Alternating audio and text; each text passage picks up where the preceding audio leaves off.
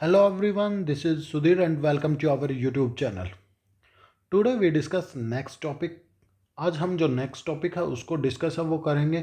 पिछली क्लास थी उसके अंदर हमने जो इंट्रोडक्शन जो पोर्शन था उसको डिस्कस है वो किया था कि भाई कैसे उड़ीसा के अंदर जो स्टील मेकर जो कंपनी थी वो आ रही थी और कैसे उसको जो प्रॉब्लम है वो हुई।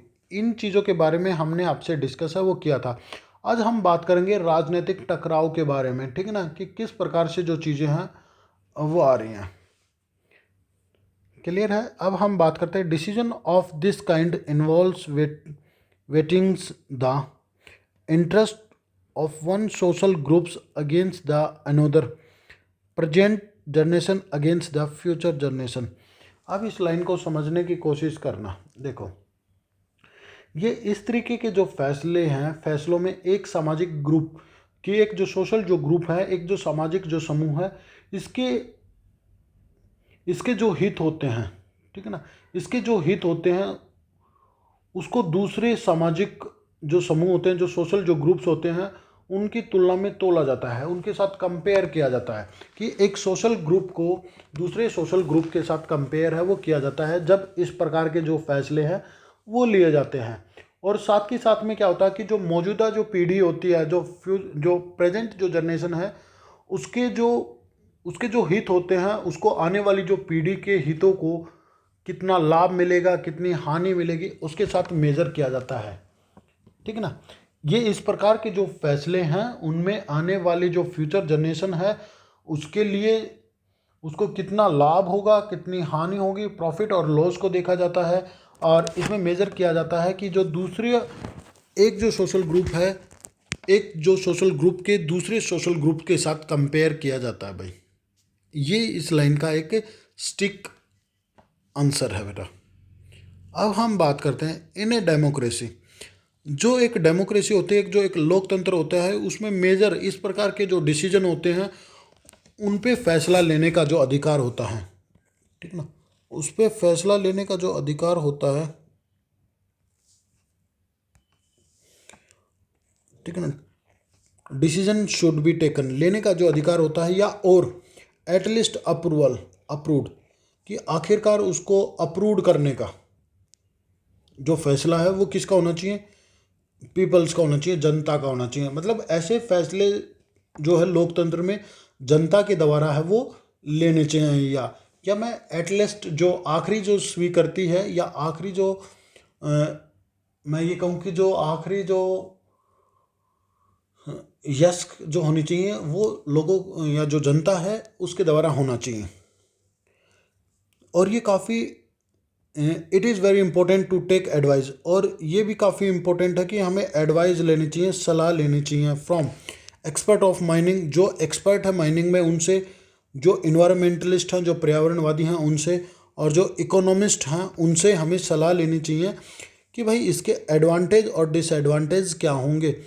और फाइनल जो डिसीजन है, final decision must be political decision, और जो फाइनल जो डिसीजन है वो बेशक से क्या हो, पॉलिटिकल का हो, राजनीतिक का हो, but it taken by people representative, जो लोगों के द्वारा जो चुने गए जो लोग हैं वही उस चीज़ का फैसला है वो ले। ये नहीं है कि मनमानी जो सरकार है वो आए और खुद ही फैसला ले ले, ऐसा नहीं है, कि लोगों के द्वारा जो चुने गए जो व्यक्ति हैं वो फैसला है वो ले। जो इंडिपेंडेंट हमारी आज़ादी के बाद बहुत सारे ऐसे जो फैसले हैं वो लिए गए, ठीक है ना। After the independent our country had to make a series of major discussion like this. इस प्रकार के जो फैसले हैं वो कई फैसले हैं वो लिए गए आज़ादी के बाद। ऑल दिस डिसीजन, ये सभी प्रकार के जो डिसीजन थे, all all these decision were bounded, और ये सभी के सभी जो डिसीजन थे वो बाउंड थे। बाउंड का मतलब होता है एक तरीके से जुड़े होना या गहरे घिरे होना, ठीक है ना, बाउंडेड टुगेदर, वो आपस में जुड़े होना आपस में।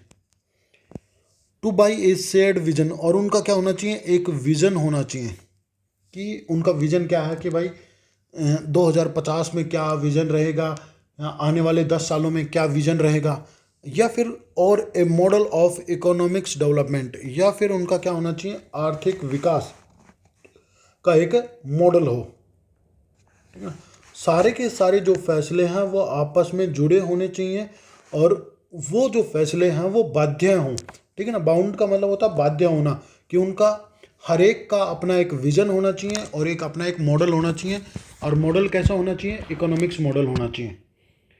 एम्स ऑफ डिसीजन, ये जो डिसीजन जो लेने हैं अब इनके उद्देश्य क्या थे।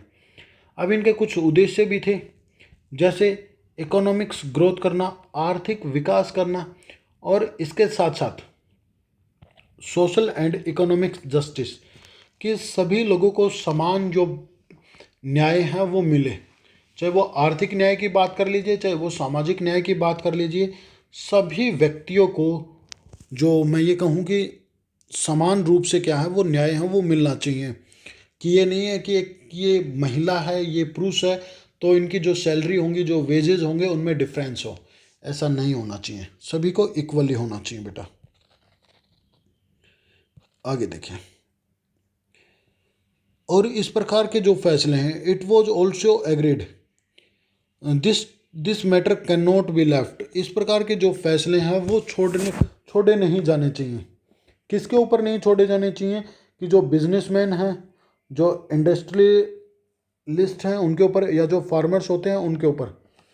मतलब इस प्रकार के जो फैसले हैं वो आपको किसानों के ऊपर भरोसे नहीं छोड़ना चाहिए, या उद्योगपतियों के भरोसे नहीं छोड़ना चाहिए, या जो बिजनेसमैन हैं उनके भरोसे है वो नहीं छोड़ना चाहिए। सरकार को खुद ही एक सरकार को खुद ही फैसले हैं वो लेने चाहिए। The government should a play की रोल इन दिस, इस प्रकार के जो फैसले हैं उनमें गवर्नमेंट को खुद ही क्या होना चाहिए, एक्टिव होना चाहिए। या मैं कहूँ कि इस प्रकार के जो फैसले हैं वो किसी दूसरे के ऊपर न छोड़े जाएं, गवर्नमेंट खुद ही उन चीज़ों को देखे। ठीक है ना, गवर्नमेंट खुद ही उन चीज़ों को क्या करे, देखे।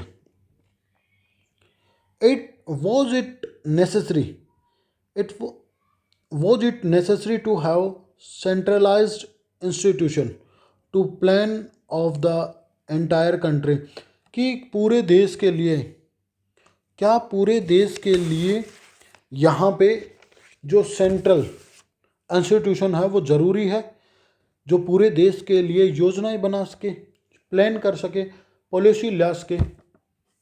कहने का मतलब यहाँ पे ये है, क्या ये ज़रूरी है, क्या देश के लिए ज़रूरी है सेंट्रल इंस्टीट्यूशन जो देश के लिए प्लान कर सके, उनके लिए पॉलिसी बना सके, क्या ये ज़रूरी है। Should the government itself run some key industries and business, अब एक सवाल और खड़ा होता है, क्या सरकार कुछ महत्वपूर्ण उद्योग या व्यवसाय, जो बिजनेस होते हैं उनको व्यवसाय बोलते हैं, खुद चलाने चाहिए।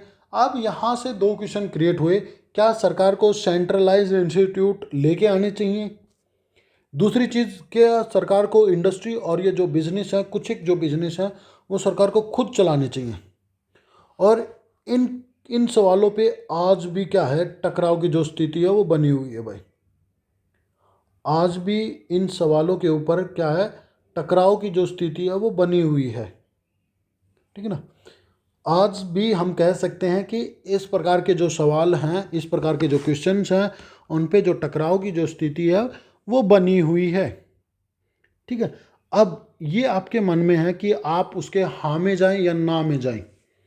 कि आप ये बोलते हो कि सर इसके तो जो जो गवर्नमेंट है उसको कुछ इंडस्ट्री और बिजनेस है वो ले लेने चाहिए, बट उनके कुछ ना कुछ पॉलिटिकल कंसिक्वेंस है वो निकल के सामने आएंगे। आप नो कहोगे तो भी कुछ ना कुछ पॉलिटिकल कंसिक्वेंस है वो निकल के सामने आएंगे।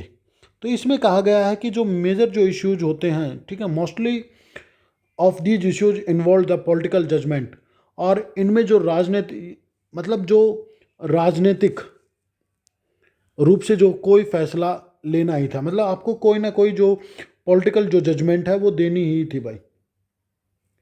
ठीक है ना, आपको मजबूरी थी कि कोई ना कोई आप जो पॉलिटिकल जजमेंट है वो देंगे देंगे इस प्रकार के इश्यू में। और रिक्वायर्ड एक कंसल्टेशन, कंसल्टेशन का मतलब होता है बातचीत करना या मशवरा या सलाह अमंग द पॉलिटिकल पार्टी, उनके बीच में सलाह होनी चाहिए। रिक्वायर्ड है, काफ़ी ज़्यादा ज़रूरी है, उनके बीच में सलाह हो। और लास्ट में जो अप्रूवल है, जो स्वीकृति है, वो मिलनी चाहिए बाय द पीपल। जनता के द्वारा उस चीज़ को स्वीकृति है वो मिलनी चाहिए। ये नहीं है कि जो सरकार है वो खुद ही इन चीज़ों पे ज़्यादा से ज़्यादा इन्वॉल्व है, वो रहे। तो ये आज का टॉपिक था हमारा, जिसमें हमने पढ़ा कि भाई एक कैसे क्वेश्चन क्रिएट हो रहे हैं, कैसे जनता है उसको ध्यान देना चाहिए। ये सारी जो चीज़ें हैं वो हमने डिस्कस किया। उम्मीद करता हूँ कि समझ आया होगा। फिर भी यदि कुछ डाउट है तो आप मेरे से कमेंट करके पूछ सकते हैं।